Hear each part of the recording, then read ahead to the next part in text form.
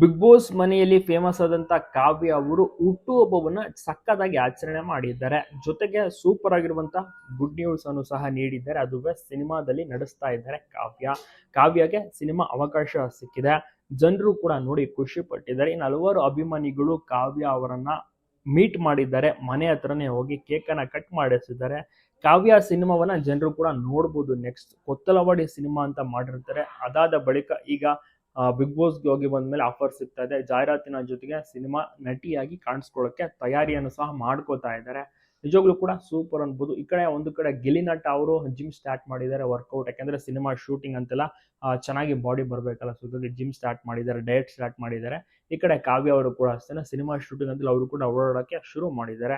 ನೀವು ಯಾರ ಸಿನಿಮಾವನ್ನ ನೋಡ್ತೀರಾ? ಕಾವ್ಯ ಅವರ ಸಿನಿಮಾ ನೋಡ್ತೀರಾ, ಗಿಲ್ಲಿ ಅವರ ಸಿನಿಮಾ ನೋಡ್ತೀರಾ? ತಪ್ಪದೆ ಕಮೆಂಟ್ ಮಾಡಿ. ಎಲ್ಲ ಕಡೆ ವಿಡಿಯೋನ ಶೇರ್ ಮಾಡೋದನ್ನ ಮರಿಬೇಡಿ. ತುಂಬಾನೇ ಒಳ್ಳೆ ನಟ, ಕಲಾವಿದರಿಬ್ಬರು ಕೂಡ ಕಾಮಿಡಿ ಮಾಡೋದ್ರಲ್ಲಿ ಎತ್ತಿದ ಕೈ ಗಿಲ್ಲಿ ನಟ.